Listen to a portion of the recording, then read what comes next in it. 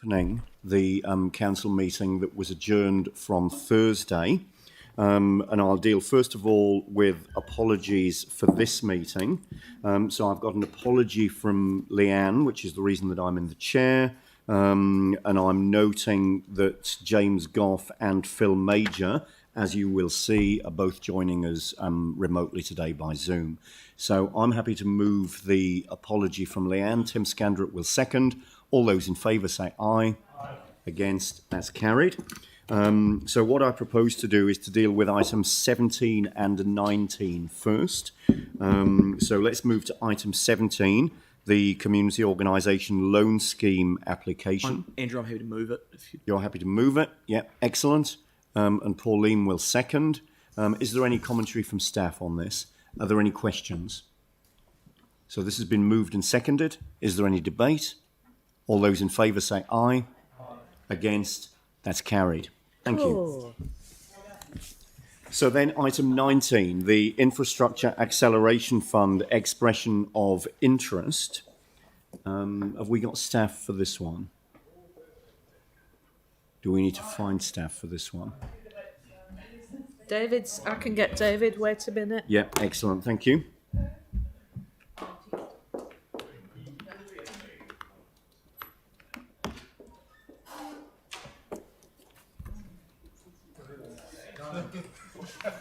All right, so this is item 19, the Infrastructure Acceleration Fund expression of interest.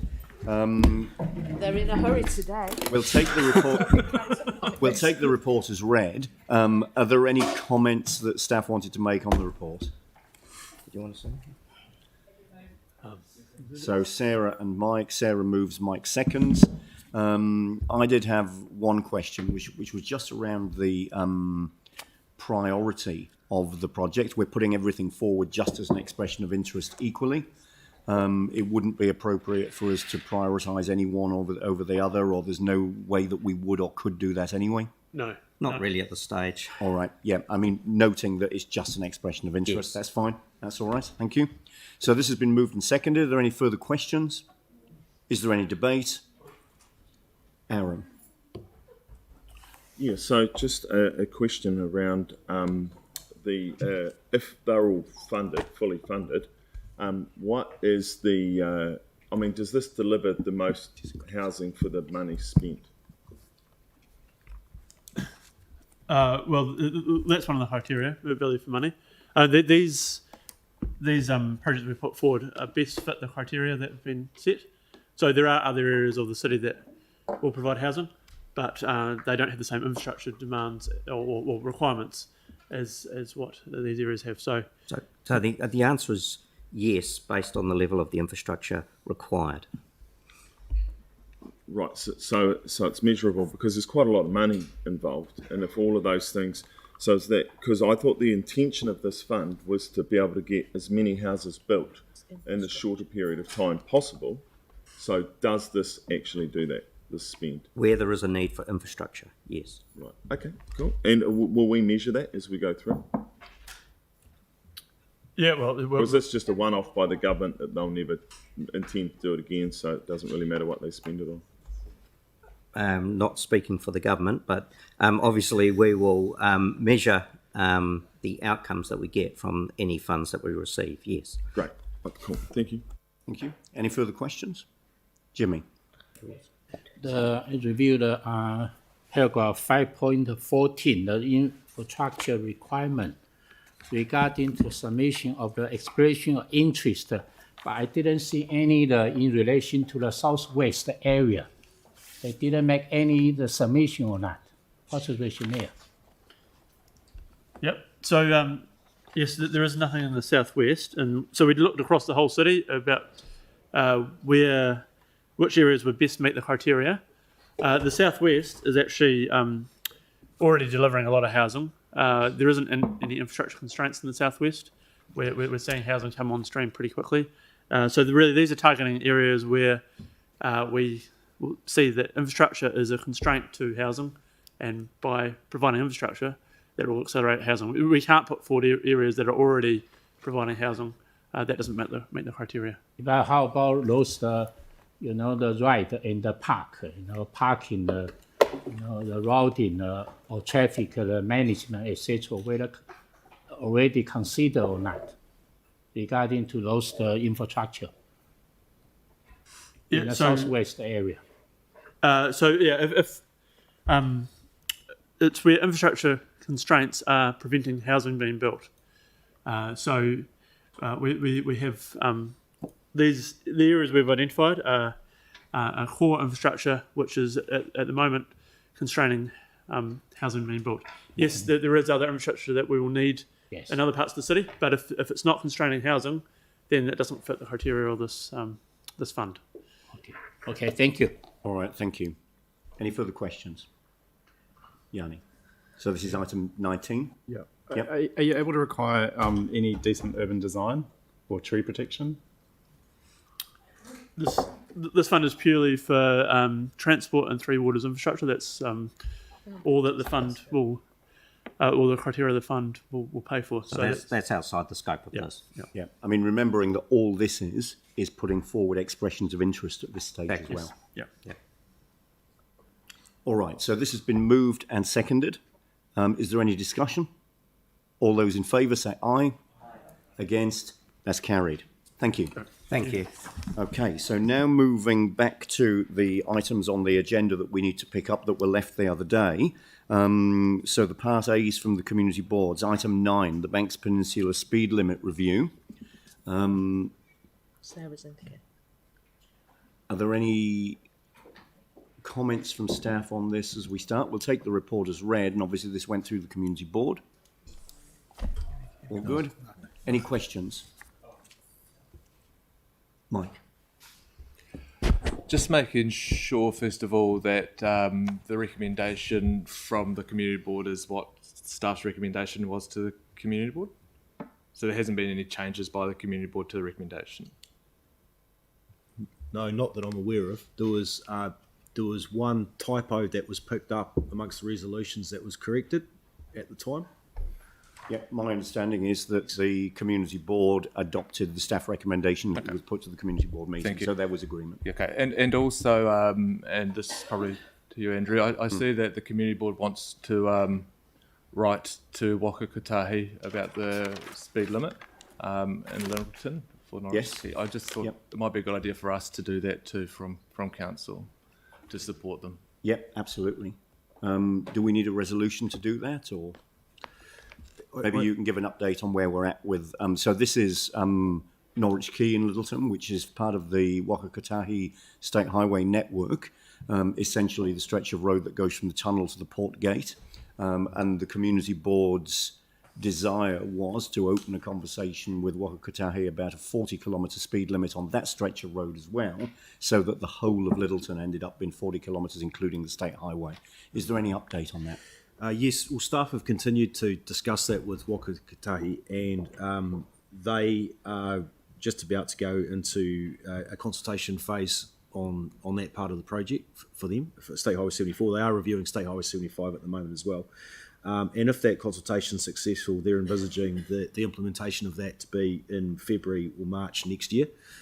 What we're proposing to do is, should the resolution be successful today for the rest of the streets in Littleton, to hold off implementation, and so that would coincide with NZTAs. And the result of that is significantly less signage on the side roads and less cost.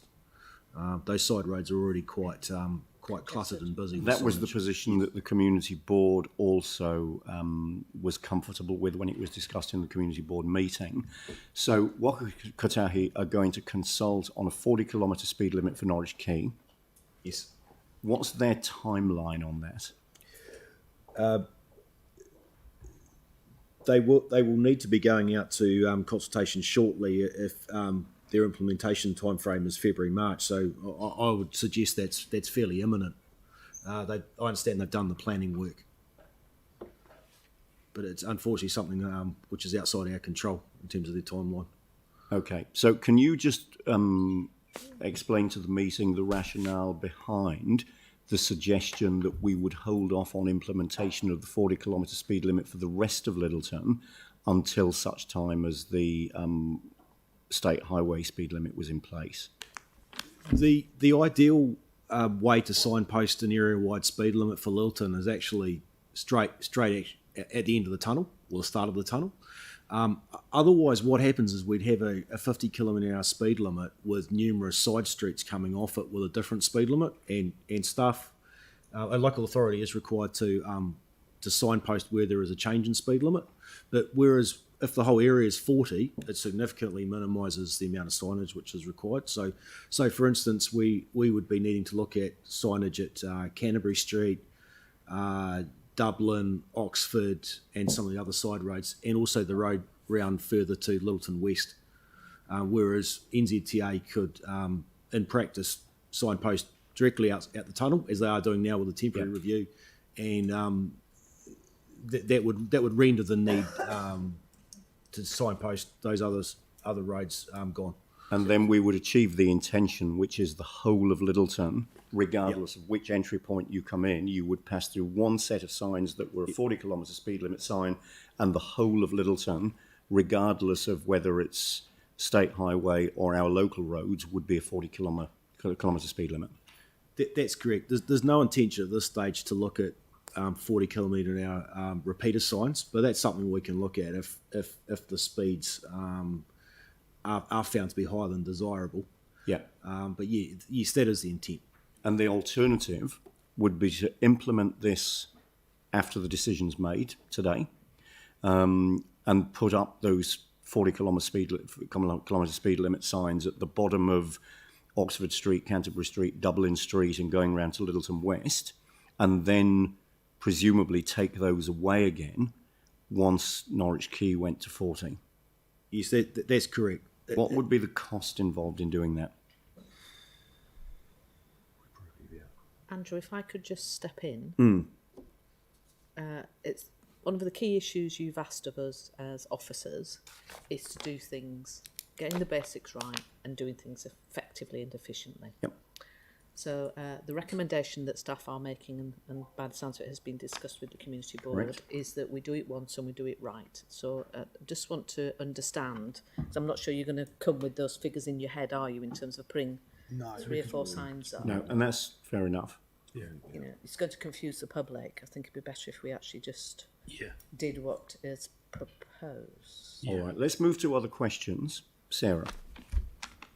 Thanks.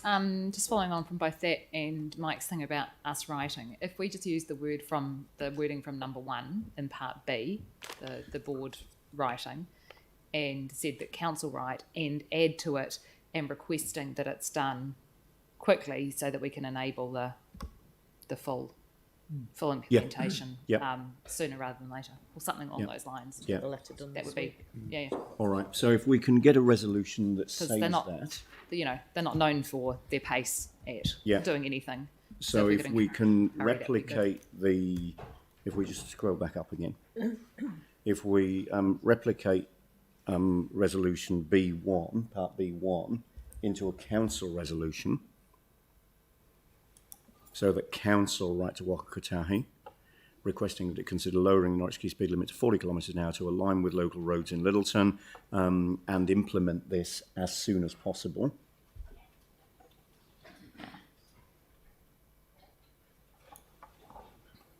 Yep.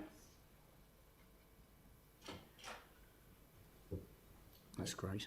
Yep. Yeah, and just a quick point: the report on this one doesn't have, under the recommendation to council, staff recommendation, unchanged, whereas all the other reports, the transport ones do.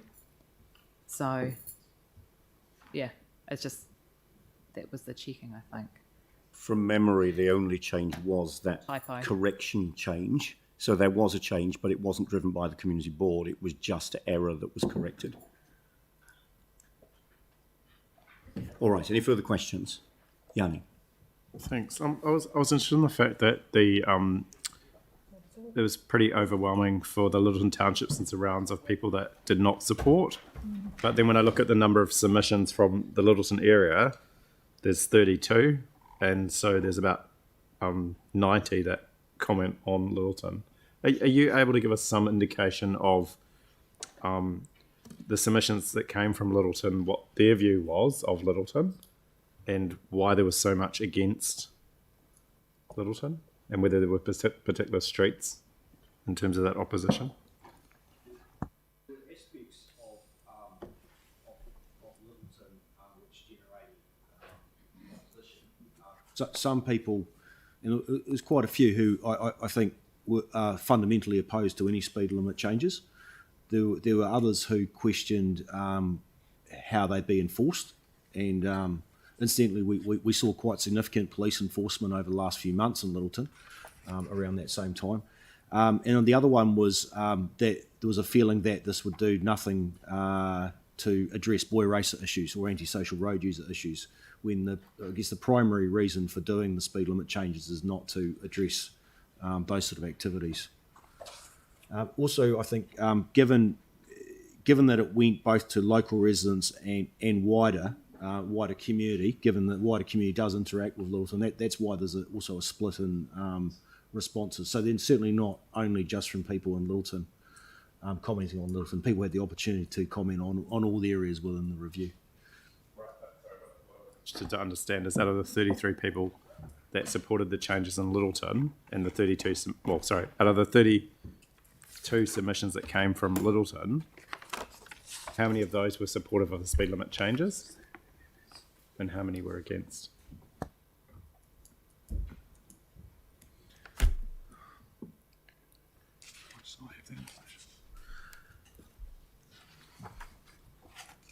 That's a total from each area. I'm not sure if I can answer that any more than the way it's broken down is that of the comments from that Littleton Township and surrounds, there was 33 that responded in support and 54 did not support. It's difficult to tell from that exactly where all those came from. Yes, sorry. It's that's what I was kind of keen to understand, because it just struck me as quite a high opposition, whereas generally when we consult on these things, you get a lot of community support for lowering speeds. I think the other comment we had, and this was discussed at the community board meeting, is that typically with speed limits, we hear a lot from the people who are opposed to the proposals, but for people who have either put it forward to start with or supported it, we often don't. It doesn't result in a formal submission, and we saw this throughout the review actually with locations that had been generated from the community. Those people in the community did not actually make a submission, which was quite evident for some of the rural locations. Sorry, I appreciate a discussion on exactly this at the community board meeting, and the community board were very comfortable approving this. It's probably worth saying. Yeah, I just think the problem with this report is you don't get a sense of what the local people's view was. And certainly it is an outlier. Like if you read through the other areas, you see quite clearly that, the submissions are generally supportive. So you might be able to, do you have any sense of why there were so many against Littleton? I think and where exactly the opposition came from? Reasons that have just been explained. The issues with enforcement, frustration with other road-based activities, boy racer activity in particular. Right. Okay. Just the only other question I was going to ask is the Norwich Quay, I know there's been ongoing issues with getting a better solution for the heavy vehicles. Where has that work all got to? And is that That's a really different matter than a speed limit review of Banks Peninsula. Yeah. So there's no risk that we spend time lobbying for a speed limit review when the roading's going to change? There is no current plan to change the roading. Okay. Yeah. Cool. All right. So we're done with questions. I'm happy to move this. Do I have a seconder, Sarah? Is there any discussion? All those in favour say aye. Aye. Against? That's carried. Thank you. Thank you. Next one up is item 10, the Akaro Commercial Recreation Mobile Trading Trial Season update. So again, we can take the report as read. Are there any comments from staff on this matter? No. Are there any questions? I'm happy to move. Is there a seconder? Pauline will second. Any discussion? All those in favour say aye. Against? That's carried. Thank you. Item 11, Chalmers Street, Hornby, proposed speed limit review. So Jimmy will move. Anne will second. Any comment from staff? I think it's simple. No. Any questions? Any discussion? I'll put the motion. All those in favour say aye. Against? That's carried. Thank you. Thank you. And the Curator's House Restaurant Limited, lease assignment and request for further lease. So Tim will move, Sam will second. Are there any questions on this? It's relatively straightforward. Any discussion? Yanni. Okay. I mean, yeah, sometimes it's nice to let the local board move the things that come from the board, but I'm glad to see the support for it. Just It would have been nice if the local board had a say in the last part we spent 15 minutes on. Yeah, yeah. I just really, when it came to the community, I just wanted to reflect and acknowledge the work that the people at the Curator's House have done over many years. This has been one of our most stable, consistent operators who's done a lot for the city. And I just wanted to acknowledge that. It certainly came through at our community board that, we're really grateful for the work that these operators have done. And this was a way to give some certainty and reflect the investment that they'd made. So I just wanted to put that on record that my thanks to the staff for working with them on this solution and also for the work that those people have done. Thank you. Any further discussion? All those in favour say aye. Against? That's carried. Thank you. All right. And then we've got a couple of sets of minutes. So the Regulatory Performance Committee minutes of the 9th of July meeting, item 13. Tim, was there any comment that you wanted to make on these? I said to Leanne, it'd only take 30 seconds, and it will. I want to just thank Sam McDonald and Phil Major for turning up and just hearing from staff the pressure they're under at the meeting. They were, no, actually, it's appreciated because the pressure the staff are under. I just want to also thank David Faulkner and John Higgins for doing the roadshow around the community boards with regards to the intensification, which I think is really important. And I thought it went really well. And is ongoing, and that is an issue that's throughout the city, and hoping that the shortage of building materials will ease the pressure on staff. It hasn't yet, but we can keep our fingers crossed. And that's it. So, and just a general thank you to staff, and it was great that Jane's up and running now. It's really good. So thank you, Dawn. You're welcome. Cheers. Great. So Tim, thanks very much indeed. You're happy to move these, I assume. Melanie will second. All those in favour say aye. Against? As carried. And then we move to item 14, the Youth Advisory Committee minutes. Anne, did you have any comment that you wanted to make on these? Kia ora, thank you. Te Pai Pikari, the perch of fledglings. The purpose of Te Pai Pikari is to consider issues of particular relevance to young people, as well as to create an internal pathway for youth voice on council issues. It's to encourage mentorship of young people into local government decision making. We welcomed Micah Heath, who is our rep from Ngaitahu, and we are also actively looking for a second representative from Ngaitahu at the moment. I'd like to thank staff, Simone, John, Joshua, and Megan, particularly for their passion and support for Te Pai Pikari, and Megan particularly in mentoring young people through the processes of council and understanding what we do and why we do it, which is really useful. So, yeah, I'd like to ask that you receive these minutes. Great. So you're happy to move them? Indeed. Okay. And Pauline, you'll second. It's got to be faster, Jake.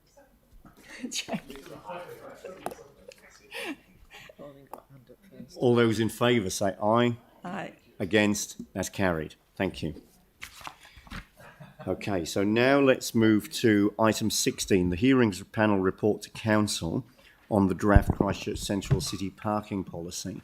So we've got staff here for that. Now what I'm going to do is to invite Anne as the chair of the hearings panel and the author of the resolutions that are in front of us to make some introductory remarks to introduce this, and then I'll take some introductory comments from staff. Then we'll move to questions, and then obviously we'll debate and decide. So, Anne, if you'd like to introduce this as the chair of the hearings panel, please. Thank you.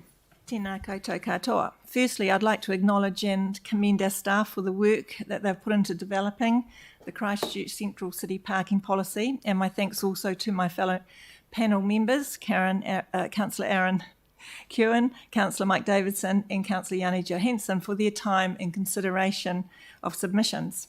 I would also like to thank each of the submitters who took the time and effort to provide their input. We received 87 written submissions on the draft policy and heard from 15 submitters when the hearings panel was convened in March and April earlier this year. If implemented, this policy will replace the Central City Parking Plan 2015.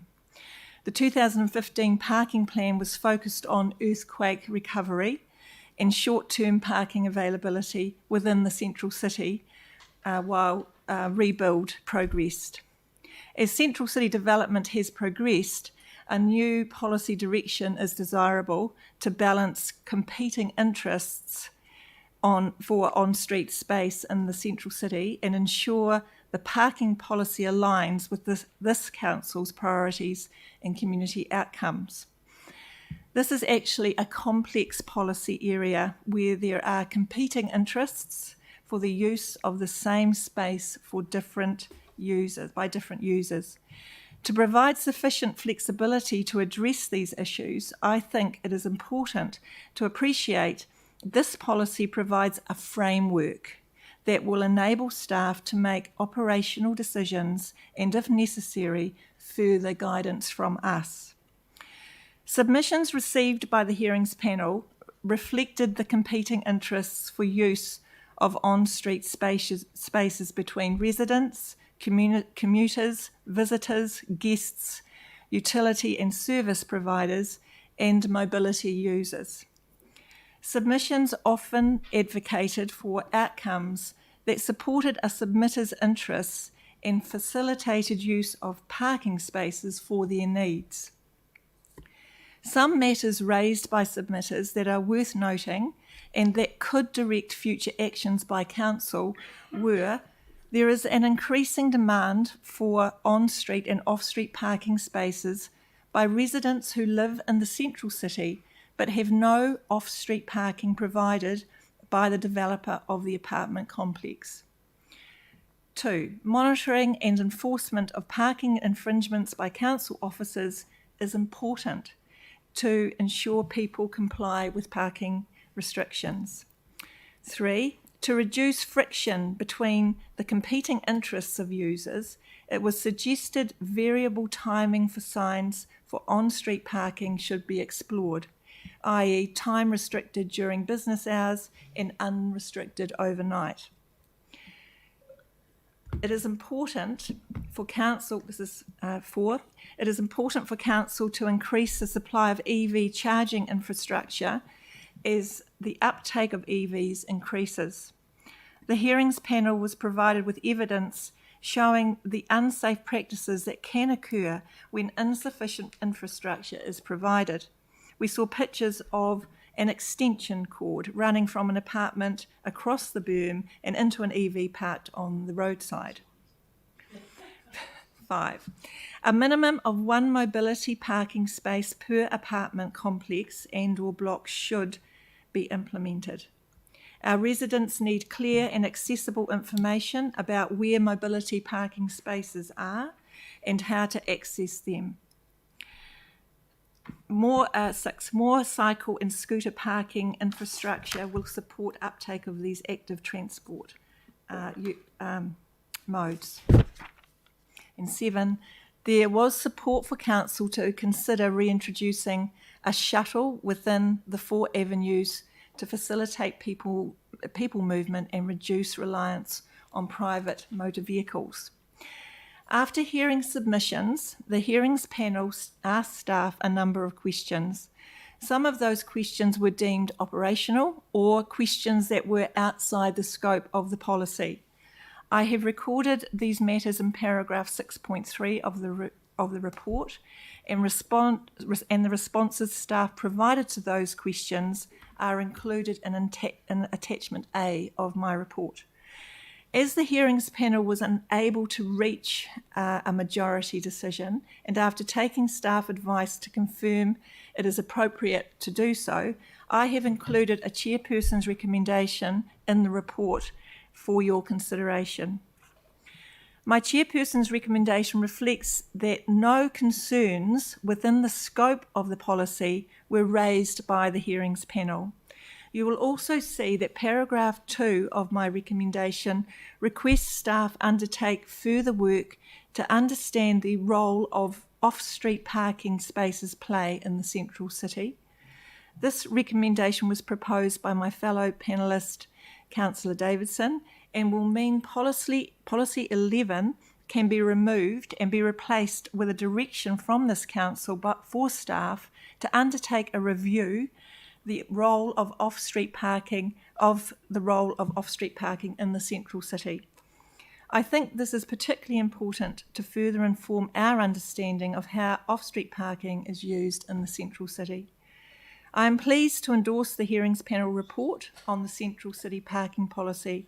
My recommendation as chair and to encourage elected members to vote for its adoption. Thank you. And thank you very much indeed. And thanks for the report, for the recommendations and the work that you've done on this, and for the comments that you've just made. Thank you. So are there any comments that staff wanted to make by way of introduction before we move to questions? I think that was very comprehensive. Thank you. Just to reiterate that this is a decision-making tool, so it's a bit of guidance for operational decision-making rather than making the decisions itself. And just to reiterate as well that policy 11 has been excluded from this, just to acknowledge that further work is required, and the proposal is to bring back a scope at the end of this year so that we can do more work on that. So that scope will then come back to where? Correct, yes. Yeah, where will that come back to? UD&T. Yeah. Urban Development and Transport Committee. Okay, that's great. Thank you. And by the end of the year. Yes, correct. Fantastic. Thank you. So, Anne, you referred to paragraph 6.3 of the report in your commentary. So I would draw members' attention to 6.3, and in particular in deciding on any questions that you might like to ask. Matters raised by the hearings panel after reading and receiving submissions that are operational or outside the scope of the draft policy are obviously listed at 6.3. I wouldn't expect for that reason any questions to be raised on those matters in this meeting today. And if there are any questions that slip through the net that are out of scope or operational in nature, I would invite staff to make that clear, so that we don't spend our time today talking about things that are outside of policy. We just deal with matters that are pertinent and relevant to the policy that's in front of us, the draft policy that's in front of us. So having said that, let me now move to questions. Tim. I don't know whether it's a question for staff or yourself, but with regards to 6.3.6, or on page 216, with regards to the power cords and EVs, it is a question that should be, and something that should be discussed and worked out, because technically I can't see it being an illegal thing if you've got the RCDs, etc. But you know, if our answer as a council is, oh, let's just put some more charging stations in at the cost of all ratepayers, I don't think that's it. I think it is something that we do have to start to address and have a proper policy on. Yep. So sorry, just to confirm, you're raising the question around the cables going across the footpath. Yeah, so I guess, I mean, it's an interesting one. I mean, it would, to be able to do that, you'd have to get a corridor access request signed off or approved by council, which we wouldn't approve for that situation. And also you'd need, probably technically, you'd need a temporary traffic management plan as well, which we wouldn't approve. So, and all of that's outside of this policy? Yeah. Yeah, all right. Yeah. So if, for instance, you're doing something on the berm, you know, cutting a bit of wood or whatever, and you've got a skill saw, you've got a cable, and you've got an RCD at the house end, you've got your cable, you've got some, you know, just, you know, bit of cover on it, and you're doing something. What's the difference between that and parking your car outside and just, I think there's got to be, but our answer to that, and according to this, is actually looking at more EV stations, which is ridiculous. It is. Okay, Yeah, so realising that, you know, we're talking about something which is exactly what I talked about prior, which is we're now questioning something that's outside of the policy. Yes, it may be something that is worthy of discussion, but it's not relevant to the policy. Yeah, correct. Yeah. All right. Yanni. Thanks. On 6.41, how did the hearing panel consider and deliberate on a matter that was approved after it had concluded in the LTP?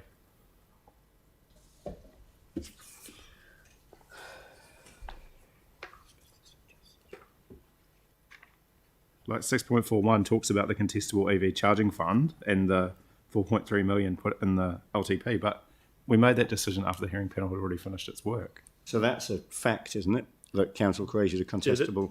That paragraph is noting of the decision that's come. Yeah, I just think it should be separated out as new information that's come after the hearing panel has concluded.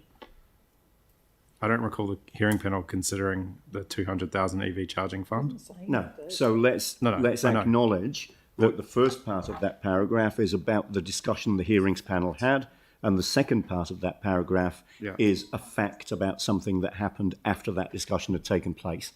And there were discussions on the fees charged as well, so that might like to be reflected too, that council's also increased the car parking fees in the LTP. All right. I mean, all of this is around the content of the report, not the substance of the decision that we're making. Well, no, but I just think if we're going to accurately record what happened at the hearing panel, any new information should be separate from that process. And if some of it's going to be highlighted, then all of it should be highlighted. Well, short of rewriting the report after we've made the decision on it, let's acknowledge that there are two parts to that paragraph 6.4.1, one of which relates to the discussion the hearings panel had, the other of which is something which happened after that, which is noted. And let's also note, rather than rewriting the report after the decision has been made, that council did make a decision on parking fees in the LTP. So we'll do it as a secretarial note in the minutes. Yeah. So can I just ask then under 6.45, so what are the measurements that we're going to know if this parking policy has been successful or not?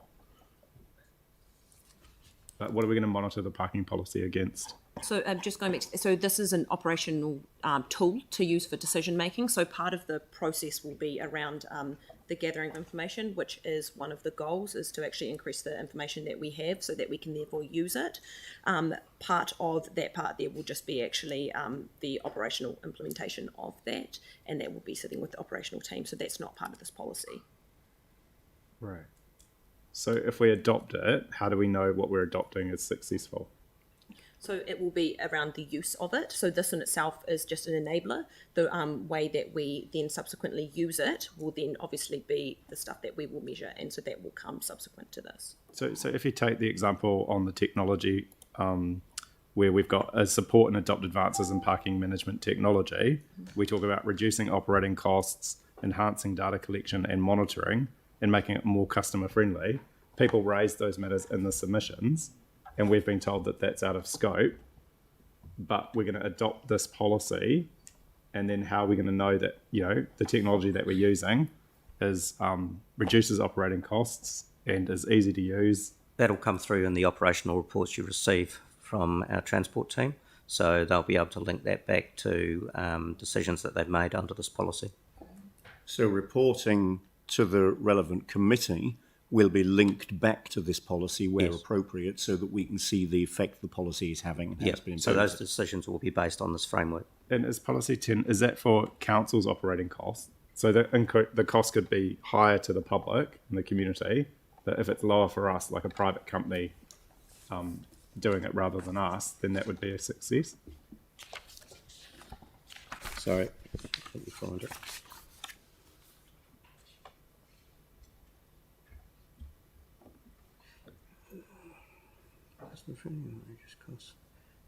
Well, they could be reduced costs for both council and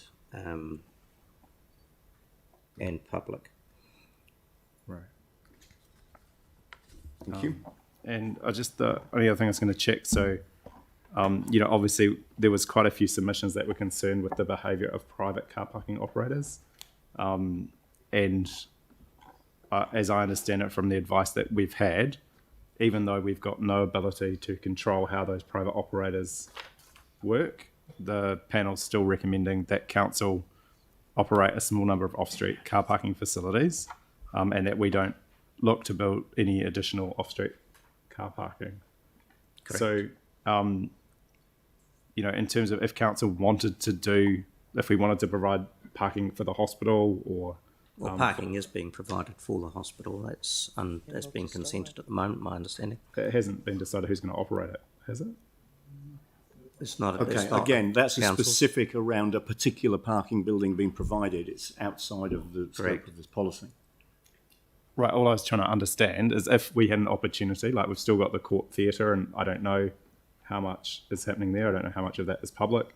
But in terms of if there was an opportunity for council to consider operating an off-street parking building, what would this policy do? Well, council would simply need to make a decision, a clear decision that they were stepping outside the policy framework that's been adopted here, and that would most likely, I would imagine, be a one-off situation where you would simply state that for whatever reason it was, and it would be a very good reason, no doubt, that council was going to build a car parking building somewhere, which is, although it's outside of the scope of this policy, meets other needs. So it would just be a decision of council. So we could still make the decision. We would just note that Absolutely. it was outside of policy. This is a policy framework. It's not the Constitution. Yeah. All right. No further questions? Aaron. Yeah, just a question on 3.2. So the 2015 parking plan was focused on earthquake recovery and ensuring short-term parking availability as the rebuild progressed. I only raised this because it was raised by submitters. 6 years later, and a decade after the earthquakes, a stronger policy direction is now needed to ensure the parking policy... Suggesting that time has moved on and we're in a different place we were when we adopted the previous policy. Yeah, time's moved on, but I think, aren't we still only at like 60% of the people working in the inner city that were there pre-quake? Well, again, that's just a fact around the 2015 parking plan. It's not making any commentary around the state of the city at the current time or how many people are working in the central city at the current time. That would be well outside of a parking policy. It's just a fact around the 2015 central city parking plan. Oh, sorry, I thought all the people that worked in the city and everyone that come in shopping, that some of them parked. I'm completely misled here. Got this wrong. Okay, so have you got questions on the parking policy? Yep. So then what are the council's priorities and community outcomes we're looking to achieve with this? So what are they, Jake? It's your ward. Will you cover it off in debate? So I think it goes back to that again. This is a framework for making the decisions based on, for example, the climate change resilience strategy. So the spatial planning, district planning process, and it's about future-proofing it so that when decisions are made, they're taking into consideration our obligations and our goals for the central city. Again, it's not making a specific decision now, and it is allowing for that transition. But this is a way of future-proofing decisions that are made, and also making sure they're consistent across all of the documents and strategies that we have. And the community outcomes that this would link to would be a livable city, a vibrant and thriving city centre. So that would be one of the community outcomes that we'd link this parking policy to. A well-connected and accessible city, promoting active and public transport. That would be another outcome that we'd link this policy to. Yes, and all of that aligns, obviously with the council's strategic directions, as you say. That's fine. Because the claim is sometimes made that we're not that accessible for people using cars. So does that kind of back that up? So what this policy is trying to do is provide the decision-making framework so that we can ensure that we've got the appropriate type of on-street parking available for the variety of for the wide-ranging users within our community. So that could be people, as you would no doubt be interested in, who have disability. So have we got enough on-street disability car parks? Have we got enough loading zones? Have we got enough short and longer-term stay? So that's the essence of this decision-making framework, the policy that's before you. and the feedback that most councillors that aren't deaf get is that there's people wanting on-street car parking as well. So further questions? No. Andrew. Yeah. So Aaron, nothing further from you. Phil, yep, I noticed you got your pen up there. Questions? Thank you.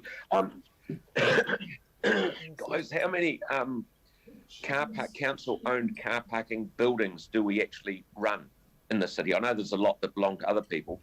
How many do we run? Roughly. So answer your question, there are 2 car parking buildings, the Litchfield Street and the other. So the 4.3 million that we're going to spend over the next 10 years is going to be spent in those 2 car parking buildings alone. Is that fair to say? 4.3 million. That's in 6.4.1 down the bottom of what Yanni was talking about.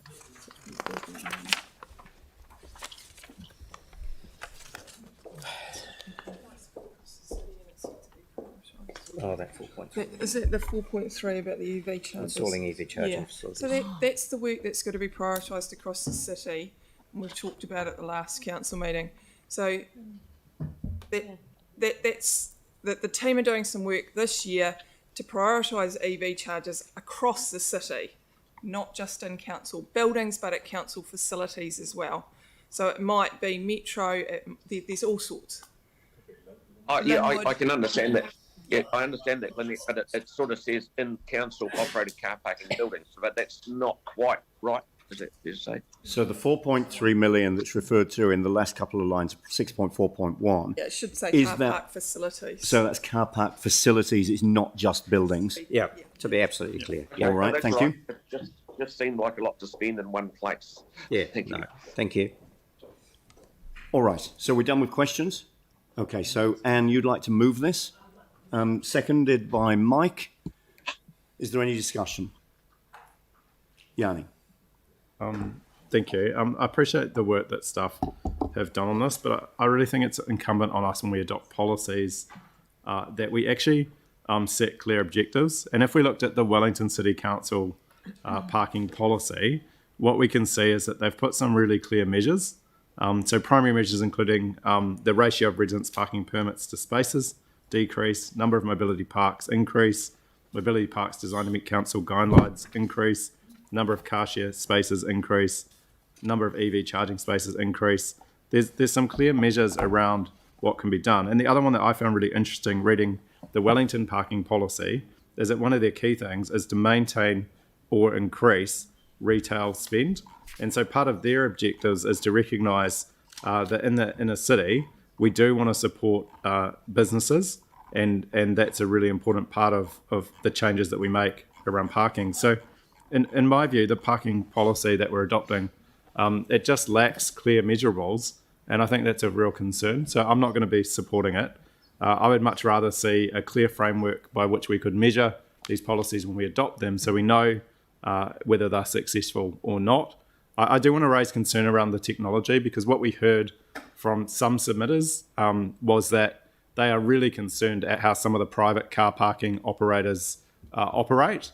They operate without a lot of social responsibility, and there's a whole bunch of horrific stories. If you look online, for example, in Wellington, there was one of the main companies, Wilson's, had to divest private car parking buildings because they were found to be engaged in anti-competitive behaviour. So I guess it's a bit of a fundamental philosophical view, but I think council should actually own off-street car parking buildings. I think there is a public good that comes with that and a social responsibility you get from that compared to, say, the private operator that we see. And certainly I don't want to adopt a policy that says that we shouldn't be doing off-street car parking buildings because actually if you talk to people about their experience, it does have a negative impact on people's well-being, the way in which they're treated from these private operators who don't have any regulations about how they can actually do what they do, and it hurts our people. So, I just wanted to express concern with this policy, that this is really about saying, let's leave it to the private sector.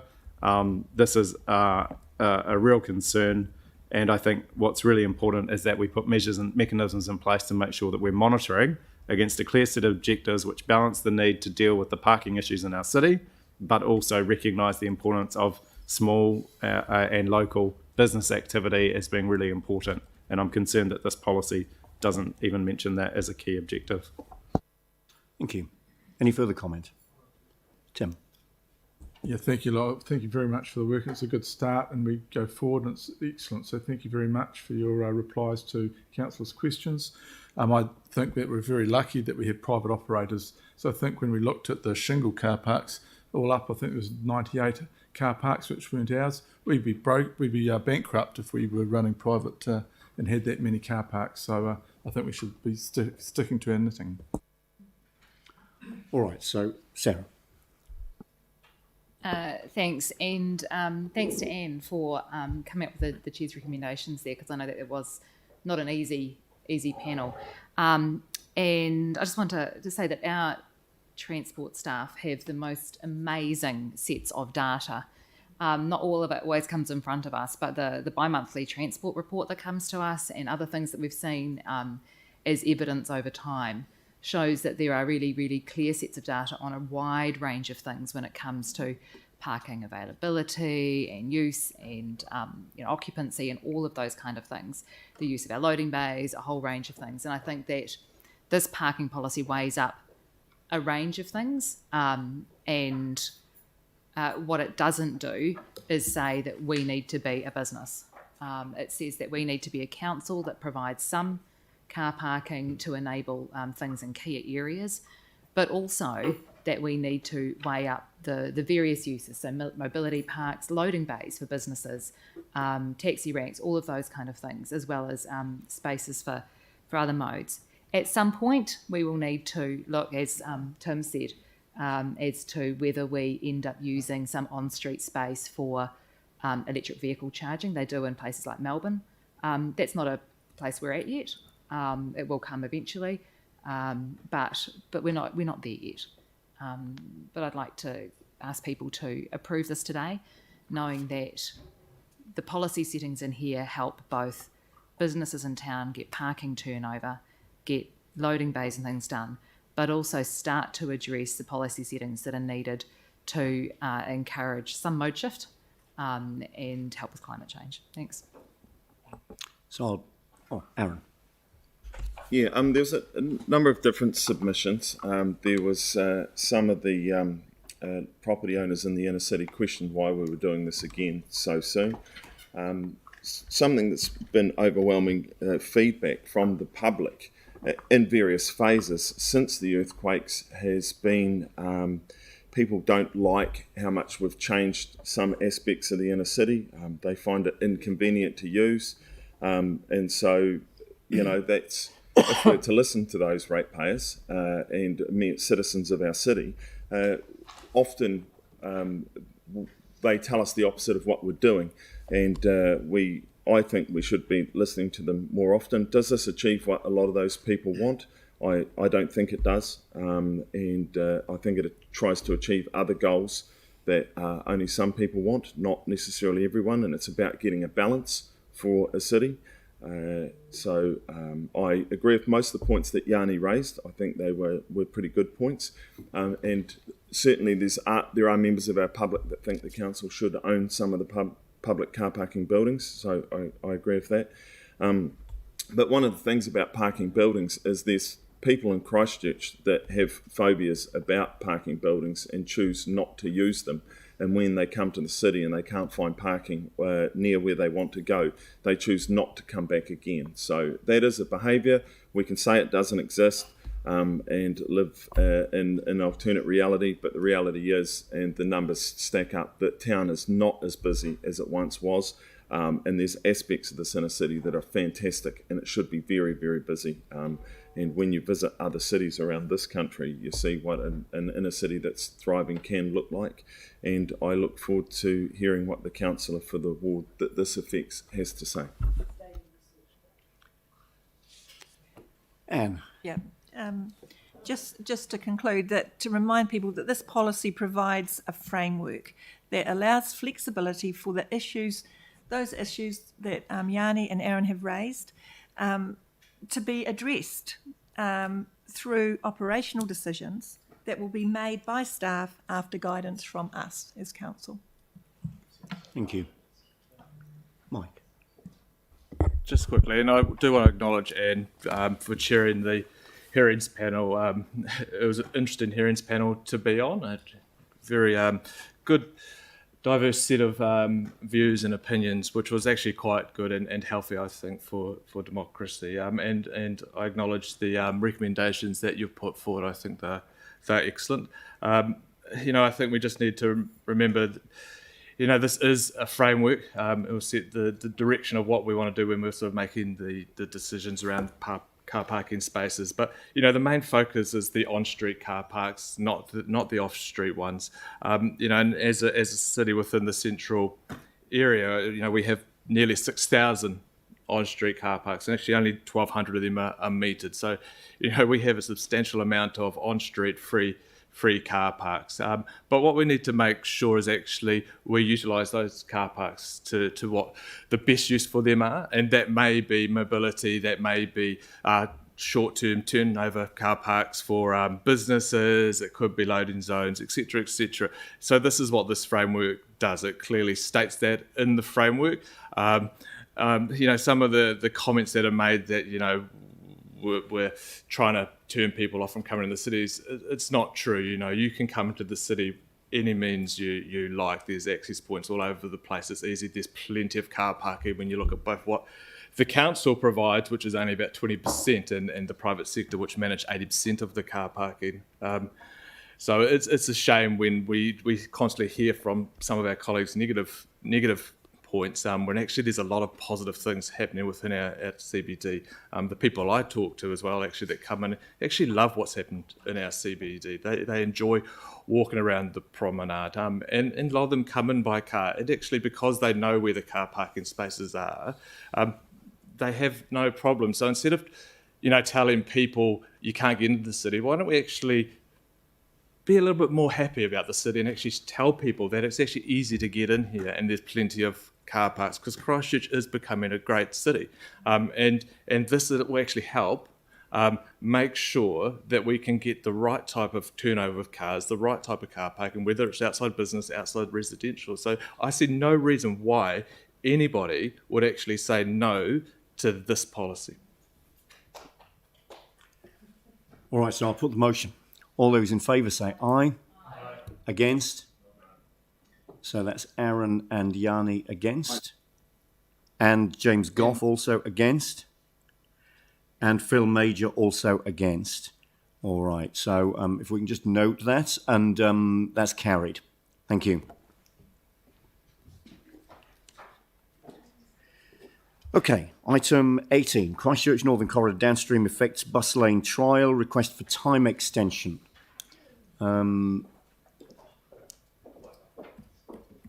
Lynette, any commentary on this one? It's reasonably self-explanatory. It is reasonably self-explanatory. It's about us continuing the bus lane while we complete the works to the east in the development plans to the east. Okay, so Jake, you'll move. I'm happy to second this one. Are there any questions? Aaron.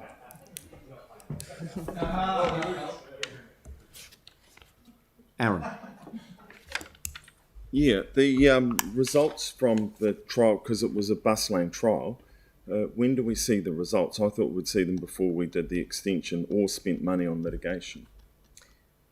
So firstly, when council originally approved this trial, as we've done with this whole project, we've had to engage with the independent traffic expert. His concern was that having a bus lane and not a clearway, which was what, so the bus lane was community's desire, clearway was the independent traffic expert's desire, so having a bus lane would cause rat running in the local streets. He was only happy for us to run that bus lane trial for 3 months and assess whether we caused rat running in the local streets. Correct me if I'm wrong. It's correct, yeah. And it hasn't. So it hasn't caused substantial, and he's happy for it to continue while we continue to gather data. So So yes, and we have seen up to 60 seconds of time saving for the morning peak coming in. So we do have that information at the moment. But we want to have an extension of time to make these recommendations on whether it becomes permanent, because the stage 2 works affecting Francis Ave and Flockton Street are quite important. And if we have a decision made on a bus lane being made permanent now, we are essentially removing that as an option to look at clearways or to look at moving traffic from those other local streets back onto the Cranford corridor. So we're trying to leave our So- options open for the whole because, year. it said a 30% increase in here, which I would have thought's a reasonable increase on a local street, but we're spending some money on mitigation. How much are we spending? not at this point. So the stage 2 work, we are looking at the options for mitigation of that 30% increase for those 2 streets. And at this point, as I said, all the options are on the table as to how we address it and actually what the priorities are for that community, whether it is actually a reduction in traffic or... So the reality is that will be reported back separately and isn't part of this report, but it is part of the reason why we want to. We're asking to extend the bus lane in its temporary form, because it is still only a bus lane trial. And the 1 minute saving, is that all the traffic? The bus, just the bus. Right. So so I went and had a look this morning. I sat down there from 8:20 till 9 o'clock. There was 4 buses. The most people on any one of the buses, which I would have thought that's a peak time, people arriving for 9 o'clock, is 8 people on a bus. So there was like in total approximately 30 people in that time period. That's not a huge savings when the traffic's banked up to placemakers, going against our carbon reduction policy of causing congestion and all that carbon. It's not how it works with those cars. All right, so is there a question in there? EVs. Is there a question in there? Yeah, well, the numbers, we're doing a bus lane trial, but there's no one on the bus, so we need to see the numbers of the people on the bus to go, yes, the trial's working. You got a lane, you got buses in it. So what's the question? What's that is, the question is, how can we make a decision on extending something when we've got no evidence on how well it is or isn't working? It was a 3-month trial, yes. So this is extending the trial so that we've got further information before we decide whether to make it permanent or not. So then, why are we not trialling the original plan put forward by the independent engineer that we pay all that money for, that says to do? All right, can we either get a question for staff or not? Because there are comments that can be made in debate. Yeah, I was just being interrupted by the chair. If there's a question for staff, then let's have it. So the question is, why do we not trial the original design for the road, which was put forward by the engineer as the best way for that road to work? Would that not make the most sense? Is that a question that staff can answer? Because we made a decision to do what we're doing, and we're now been faced with an opportunity to make a decision to extend what we decided to do temporarily. It is still only a trial. Then why on earth would we get engineers to design stuff? These are not questions. These are not questions for staff. Let's move on, Sarah. We shouldn't move on. Can I check 3 things? Poor The reason that we had an independent person giving advice on what to do here isn't because we asked for it, it's because that was a consent condition, is that right? Correct. So we didn't ask for that. It was something that we were told to do by someone else. Correct. Excellent. By the commissioners. So when it comes to bus occupancy, if you're standing at the side of the road and seats are low and windows are high, can you tell how many people are on a bus? I'm not... Okay, that's not something I can enter into, sorry. So the purpose of time savings on a bus, that is to encourage bus uptake and increase usage over time, is that right? Yes, so there's a lot of research worldwide that shows passenger transport reliability is a key factor in achieving uptake. Yeah, thanks. Thank you. Yanni. Yeah, so can I just check if we got the patronage data back from ECAN? No, we haven't. And why we, not? we have some, but But we only have that. We only have a couple of months So, data, so we will so when did extend we, the trial. We will have more information for that. no, but in 5.22, Yeah, is so the I data's was been wrong. sought from ECAM. When did we ask ECAM for the data, and why can they not provide it? So we asked for it monthly. I don't have it with me. I can get it from our traffic planner who collects the data. Do you have any sense of what the patronage has been? No.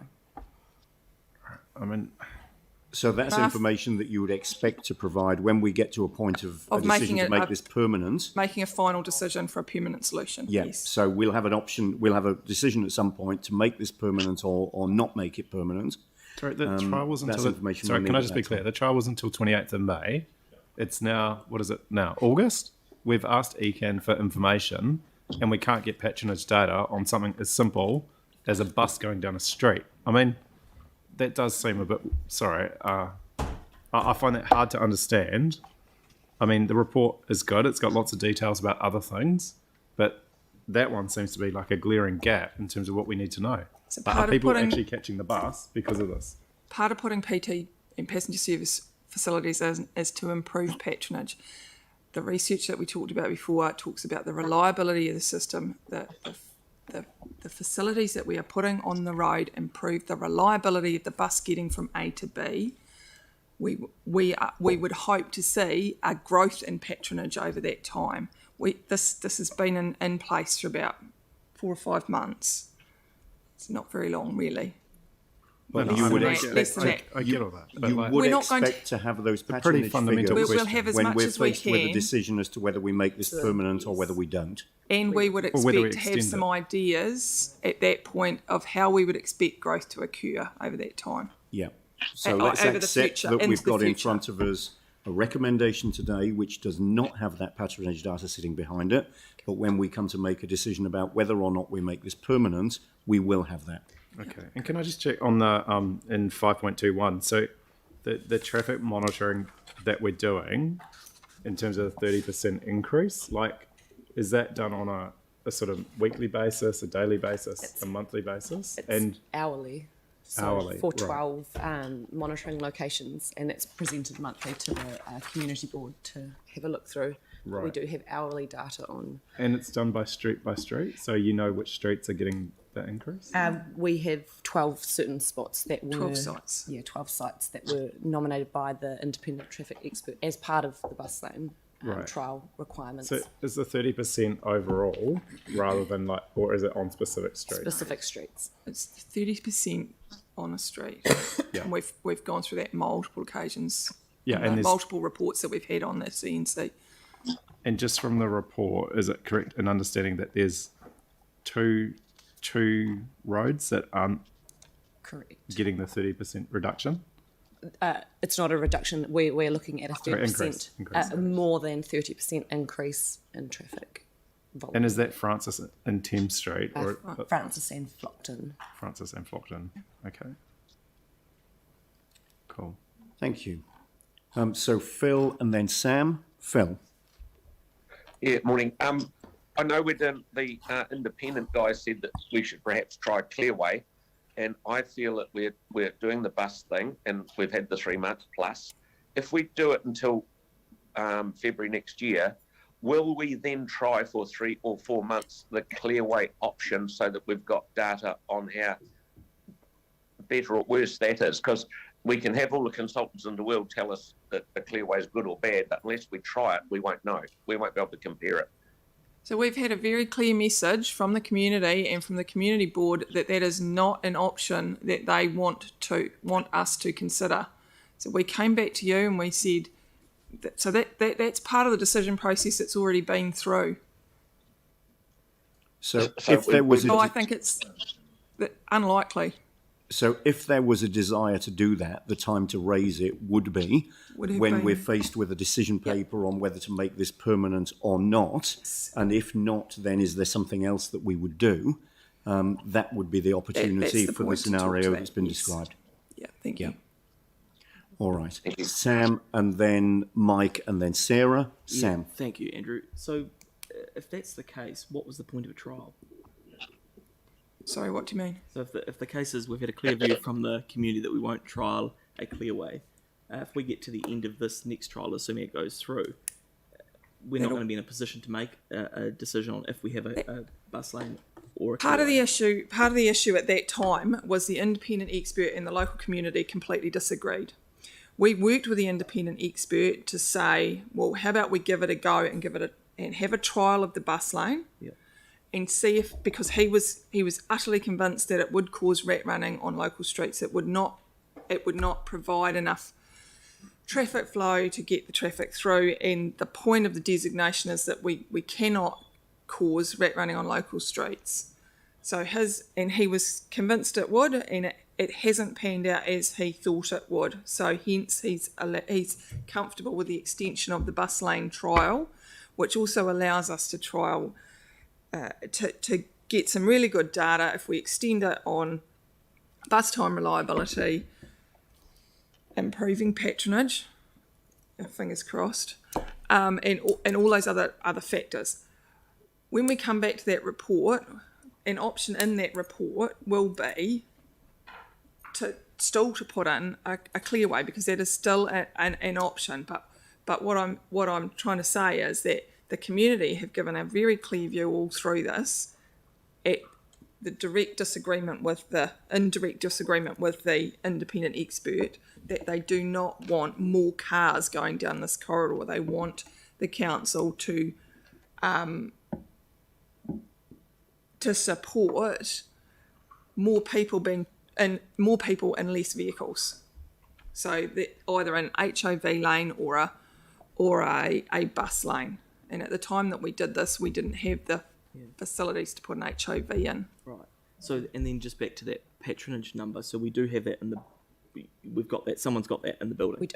Yeah. Well, Whether it's in the building or it's in ECAN, I'm not sure at the moment, but we can get it. Yeah. I mean, I'm in the same view. I'm not sure we would proceed without that. So I'd be almost inclined to leave this laying on the table. Yeah. I mean, there's no point proceeding with a trial if we don't know who's been using it. So the information exists. Yes.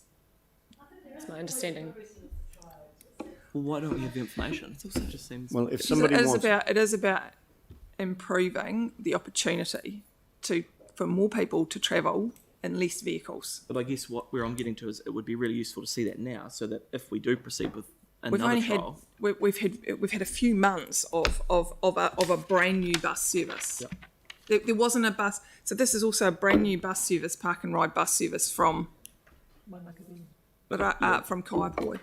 But back to that point though, if what would be really useful is to see that information, so that if we do proceed, then we can judge whether that's been successful. It will fundamentally alter what we decide at the end of this trial if it's to proceed. So I'm just not sure why I wouldn't have that.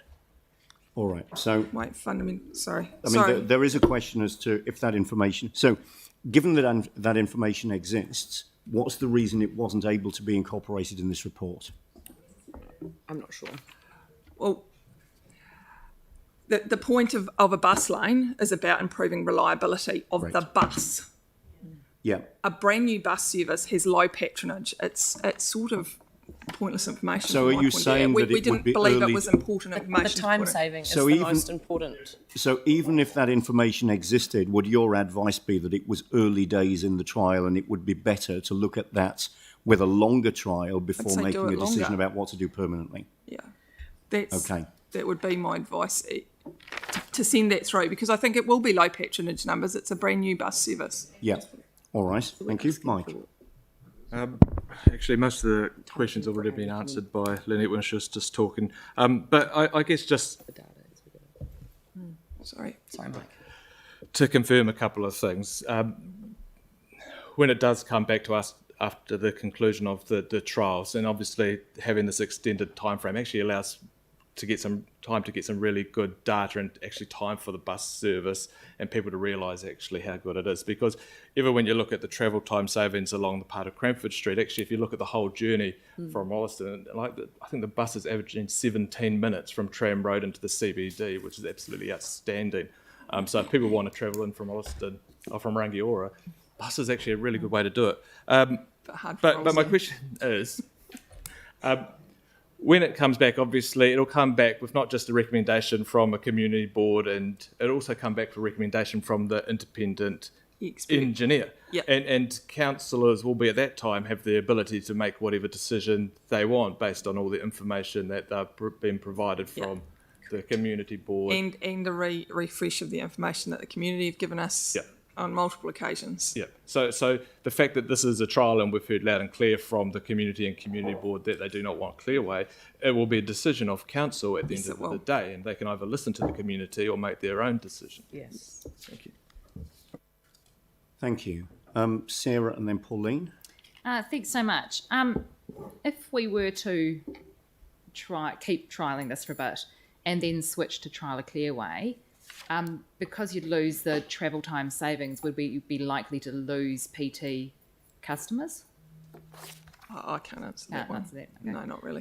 So it's clear that there's lots of sort of international research and probably research from NZTA and those kind of things on what encourages PT uptake and those kind of things. And while we're just trialling this one small thing and talking about data for this one small thing, it would be really useful if councillors could be circulated some of the links to that research so that they can have confidence in the overall sort of evidence-based approach of this, because there's lots of different things that impact on it.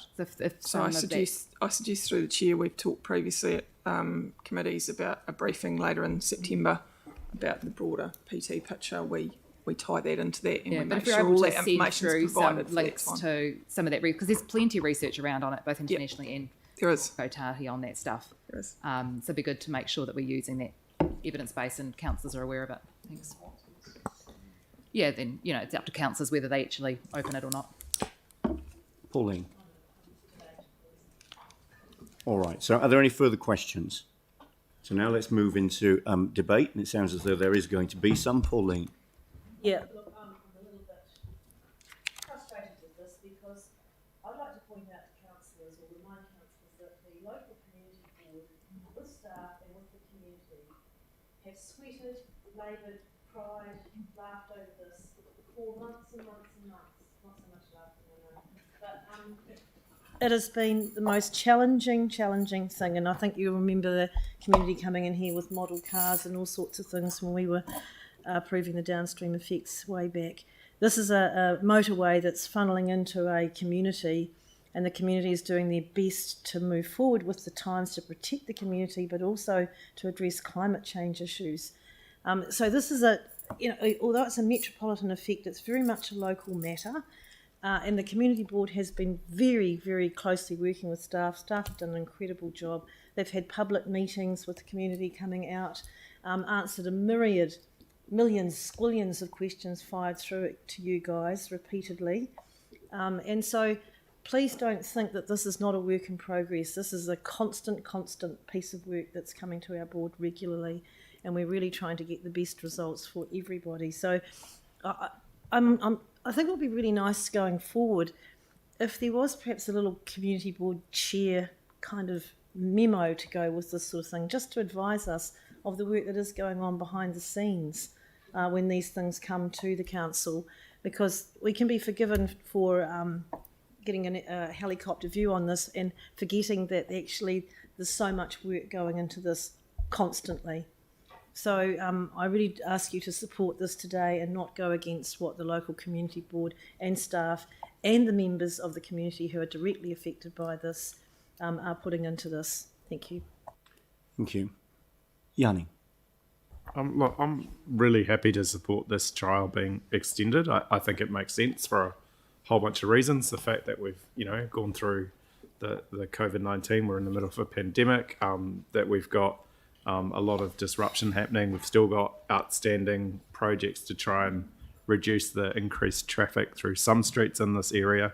So I personally do feel it makes sense to extend the trial, but I really struggle with the fact that we don't have patronage data.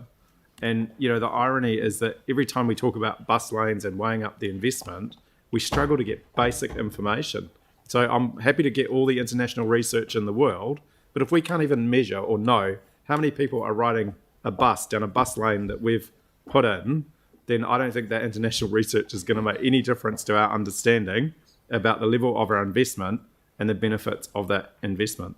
So, I think we need to raise this with ECAN. We've also heard in the past that ECAN doesn't know where people get off a bus. And so there's just basic stuff that with technology, we should be so much better informed about what we're doing around PT that we just feels like we're just guessing in the dark half the time. So, I find it really disappointing that we can't get basic information. And I would have thought, given that the trial has already concluded in terms of the May date, 2 months basically, or a month and a half, and to not even have basic information about it, I think is just incredibly disappointing. So I hope we can learn from this. If we need to elevate this with the ECAN chief executive or the chair of ECAN so that we can get basic information, then let's do that in our next conversation that we have with them. But I think the trial, extending it makes sense, but I just think it's really frustrating not to be given basic information. Sarah.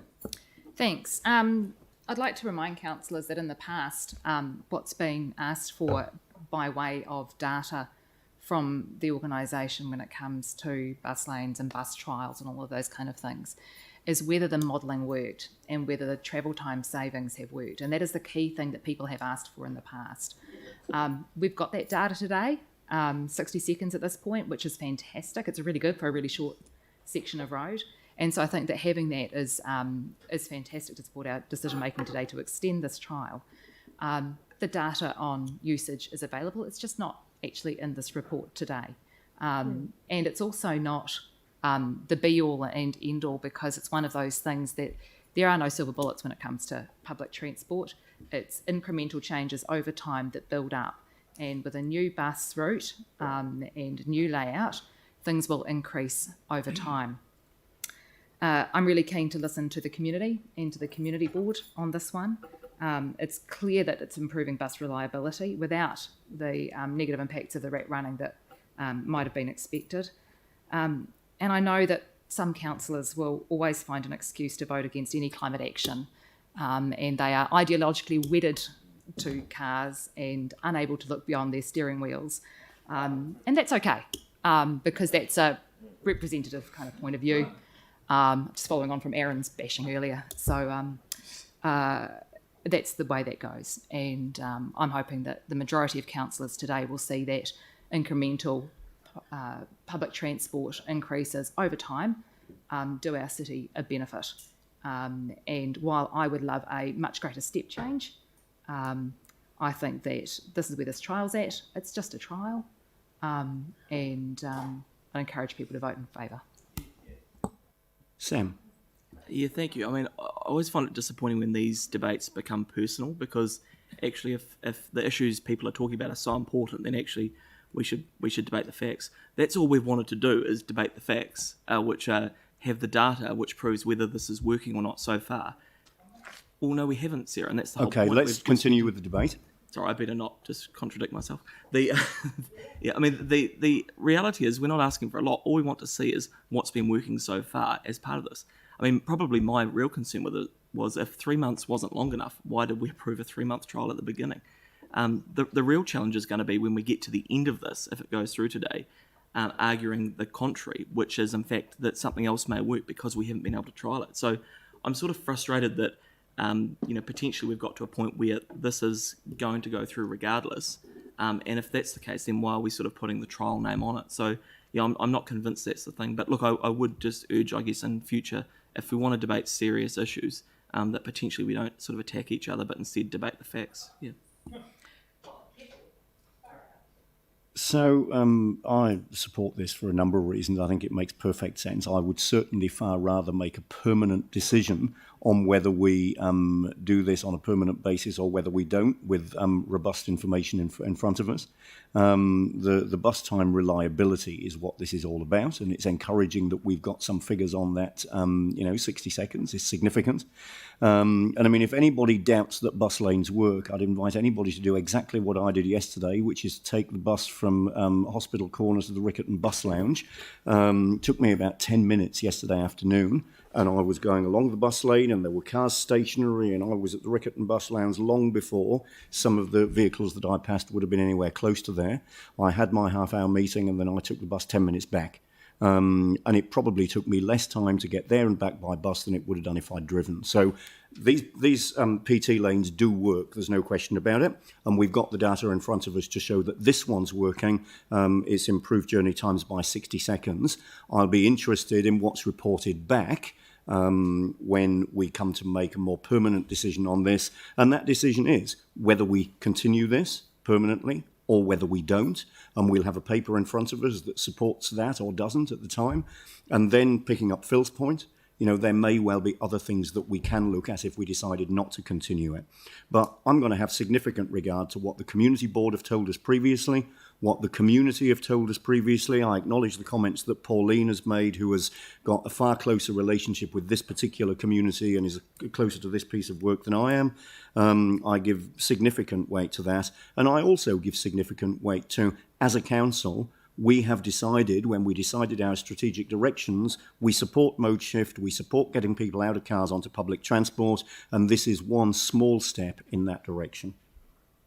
Aaron. Yeah, a couple of things about this decision paper today, which is quite interesting. It's a bit of a front page test around the not having the numbers. We put in a trial. Trial should have been 6 months if you can't get the data in 3, or if it takes a long time to get people on buses. Our own bus numbers, when we did the paper last year to increase funding towards public transport infrastructure over the next 10 years, where we double the spend, only takes the bus usage from 2.2 to 3%. That's a fail in itself. So it's interesting that people sit around this table and let their ideology go crashing into reality time and time again, when if we look at the actual numbers, there are thousands of cars choked up on Cranford Street each day, which could be, and I'm not saying would be, because I'd like to see the data, could be solved by using a clearway. I'm not saying it would, but I'd like to see it actually working, and we would have that option, but we'll choose not to, just like Sam said, that we'll eventually go to just putting in the bus lane. We know that's going to happen because that's how we operate, but it's already been permanently marked anyway, and... Continue Is it with not the debate. permanently marked? No, it was. Continue. They got repainted prior to this paper coming to council. So you go down and see it. Okay, maybe it's temporary paint. Anyway, the bus trial's gone through. The public will be saying to themselves, why on earth are you not showing us the numbers of people on the bus? Don't tell us there's 50 buses a day. If the idea is mode shift's not putting more buses on, like Yanni said, let's just order 1,000 buses and have them running around everywhere. Point of order, no one said that there were 50 buses a day. It's not a point of order. Aaron, continue with the debate. Let's put on lots of buses, but have no one on them. And I have a friend of mine that was in the city on the weekend who was using the bus, who is a little person, and you can see him when he's on the bus. I can see him out the window, he waves at me as he goes past. And he had my 5-year-old son, the same height. And Harry says that Jimmy's the same age because they're the same height. And you can see them on the bus. There is, unless everyone's doing up their shoelaces when they go past on Cranford Street, because of all the walking they're about to do at the other end. But we just need to see the numbers. I will support people getting on buses, but we're using an old-fashioned, last-century public transport system that is not getting people on buses. Having large, empty buses burning diesel around our city is not going to solve the world's climate change problems. Using smart technology and being creative and doing stuff a lot differently to what we currently are might go towards that. So when people accuse others of not trying to save the planet, have a wee look in the mirror when you send another bus off with no one in it. A diesel missile, we'll call it. Mike. Where do I go from?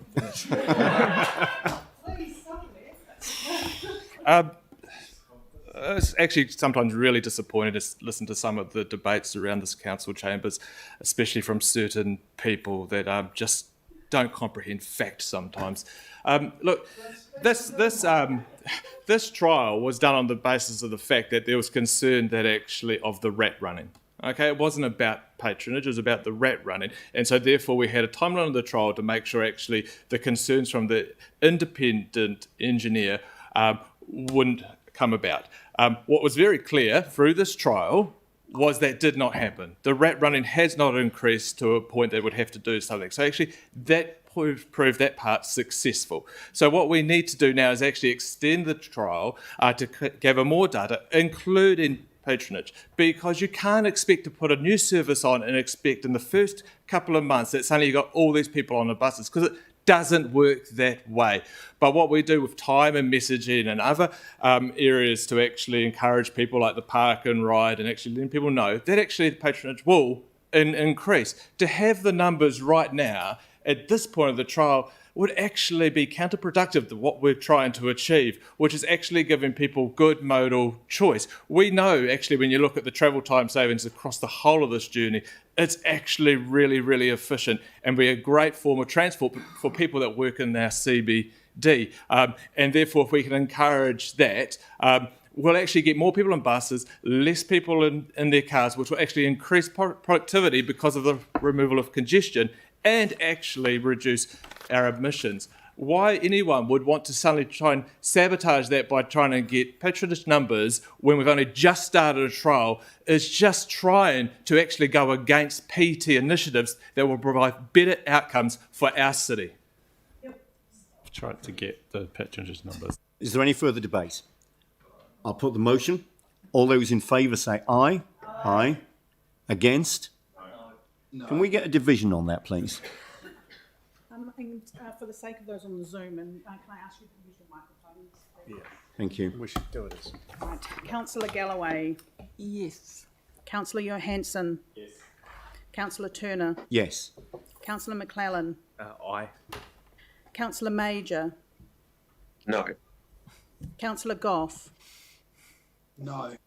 Councillor MacDonald. No. Councillor Kewen. No. Councillor Should we stop Cotter. there? Aye. Councillor Davidson. Aye. Councillor Scandrett. Aye. Councillor Chu. No. Councillor Coker. Yes. Councillor Templeton. Aye. Councillor Chen. Yes. That's 10-4. So 10 in favour and 4 against. 1, 2, 5. 5 against. So that's carried. Thank you. All right. Next item, item 20, tsunami warning siren warning system as an alerting tool. So Sonali and others, you've been sitting there listening to this very interesting debate on the last item. Please come and join us at the table. Thank you.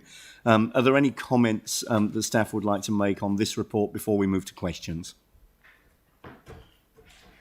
No, I don't believe so. All right, thank you. So are there any questions? Okay, do I have a mover for the recommendation? Jimmy Chen. And a seconder, Melanie. Is there any debate? I'll put the motion. All those in favour say aye. Aye. Against? That's carried.